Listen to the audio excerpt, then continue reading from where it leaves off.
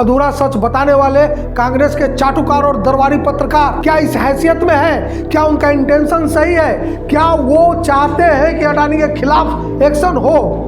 तो जनता को ये बताएं कि इस 50-50 ज्वाइंट वेंचर का सच क्या है। 50-50 का ज्वाइंट वेंचर कब बना, कैसे बना, क्यों बना और इससे अडानी को कितना बड़ा फायदा हुआ, आज ये सारा सच मैं आपको बताऊंगा। कांग्रेस का हाथ अडानी के साथ, और मेरी बातों पे भरोसा मत कीजिएगा, गूगल कीजिएगा।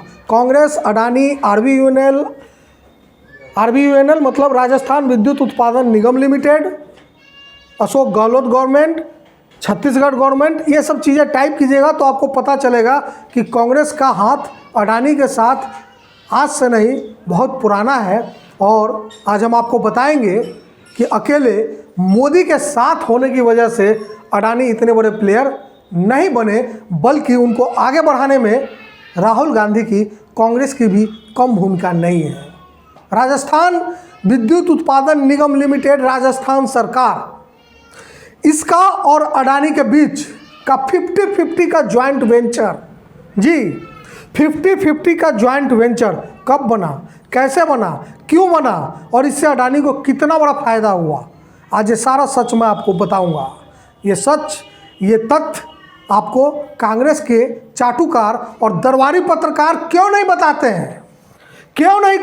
आज हिंदुस्तान के तमाम तुर्रम खान पत्रकार जो पत्रकारिता से बाहर कर दिए गए और अब यूट्यूब और सोशल मीडिया पर पत्रकारिता कर रहे हैं, वो क्यों नहीं बताते हैं कि सरगुजा के जंगलों में लाखों टन कोयला जो जमा है, उस कोयला को खोदने का काम, उस कोयला को बेचने का काम अडानी को कैसे मिला, किसने दिया, क्यों दिया?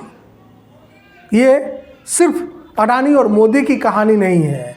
अडानी जो आज यहाँ है, उसके पीछे राहुल गांधी जी, आपके कांग्रेस का भी हाथ है। और आपको भी ये पता होगा, नहीं होगा ऐसा मानने की कोई वजह नहीं है, क्योंकि जब आप छत्तीसगढ़ जाते हैं तो छत्तीसगढ़ बचाओ आंदोलन के लोग आपसे मिलते हैं और कहते हैं कि हमारे सरगुजा के जंगलों को बचा लीजिए। लाखों हेक्टेयर में फैला जंगल जिसको काटने के लिए अडानी आज बेचैन है, क्योंकि उसके नीचे अकूत कोयला भरा हुआ है। वो किसका कोयला है? वो कोयला राजस्थान विद्युत उत्पादन निगम लिमिटेड का है। वो कोयला छत्तीसगढ़ सरकार का है।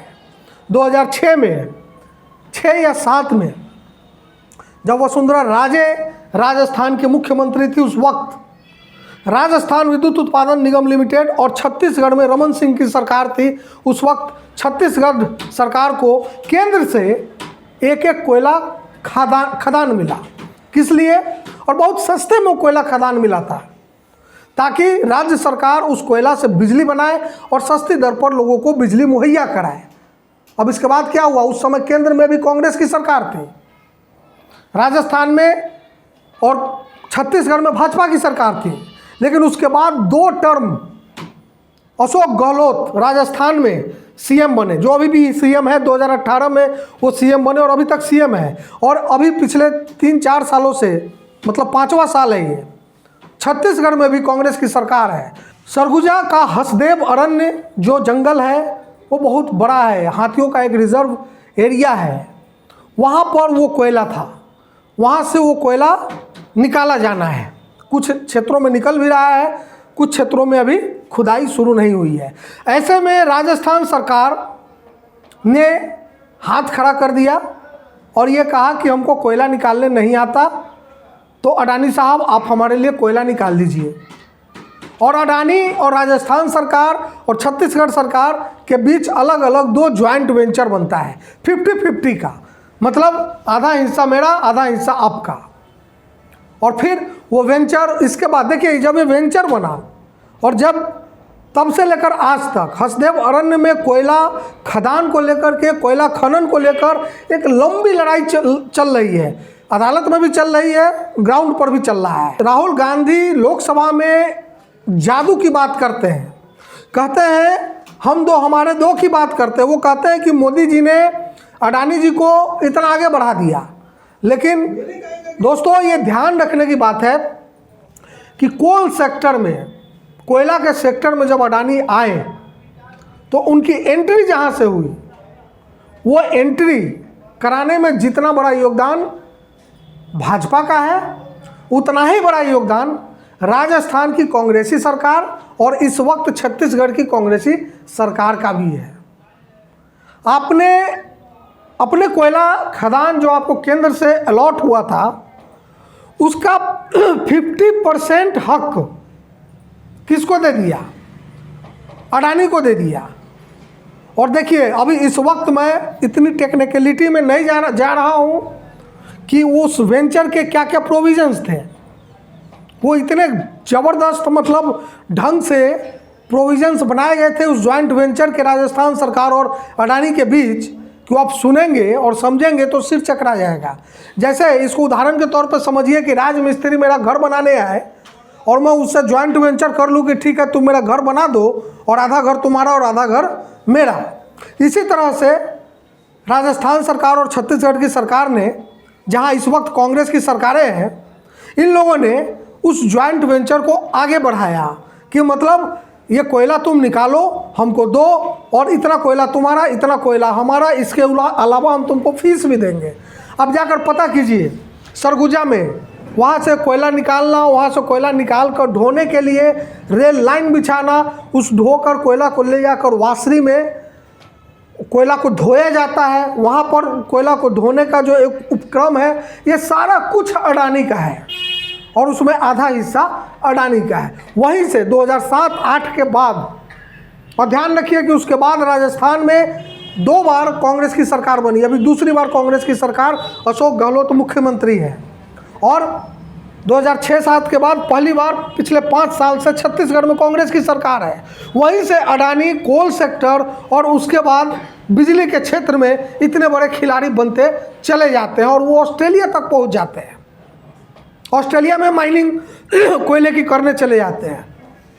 तो सवाल है राहुल गांधी जी कि जब आप क्रोनिक कैपिटलिज्म की बात करते हैं, जब आप ये कहते हैं कि मोनोपोली नहीं होना चाहिए किसी इंडस्ट्रियलिस्ट का, 8-10 सेक्टर में एक ही आदमी क्यों काम करेगा कि सेब भी बेचे, बेसन भी बेचे, तेल भी, रिफाइंड ऑयल बेचे, कोयला भी निकाले,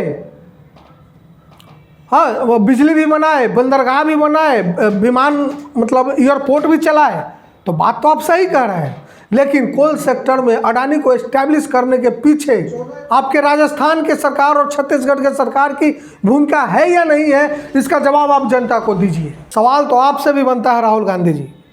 और अगर आप ईमानदार हैं सचमुच और वाकई आप मानते हैं कि अडानी ने गलत किया है और ऐसा नहीं होना चाहिए, तो आप तत्काल कम से कम राजस्थान सरकार और अडानी के बीच और छत्तीसगढ़ सरकार और अडानी के बीच सरगुजा के जंगलों को काट कर कोयला निकालने के लिए जो जॉइंट वेंचर बना है 50-50 रेशियो में, उसको कैंसिल करवाइए।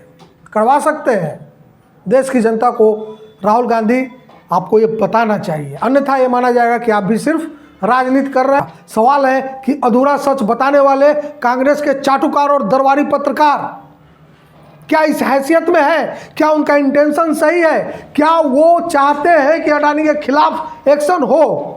तो जनता को ये बताएं कि इस 50-50 ज्वाइंट वेंचर का सच क्या है। अन्यथा ये माना जाएगा कि आप कांग्रेस के पेरोल पर हैं। जैसे एक तरफ गोदी मीडिया है, दूसरी तरफ राहुल मीडिया है, जो सोशल मीडिया पर मोदी के खिलाफ कांग्रेस के इशारे पर बैटिंग कर रही है। इस बैटिंग से कुछ हासिल नहीं होने वाला है। जनता को सच बताइए। तो आज बस इतना ही, और ज़रूरत पड़ेगी तो हम इस सीरीज़ को और भी आगे बढ़ाएंगे और आपको उस जॉइंट वेंचर की पूरी टेक्निकलिटी बताएंगे और ये बताएंगे कि उस जॉइंट वेंचर में और क्या क्या बातें हैं जो एक आम आदमी के लिए, सरगुजा के लाखों हेक्टेयर में फैले जंगल के लिए, वहाँ के फॉरेस्ट रिजर्व के लिए, वहाँ के एलिफेंट रिजर्व के लिए ठीक नहीं है।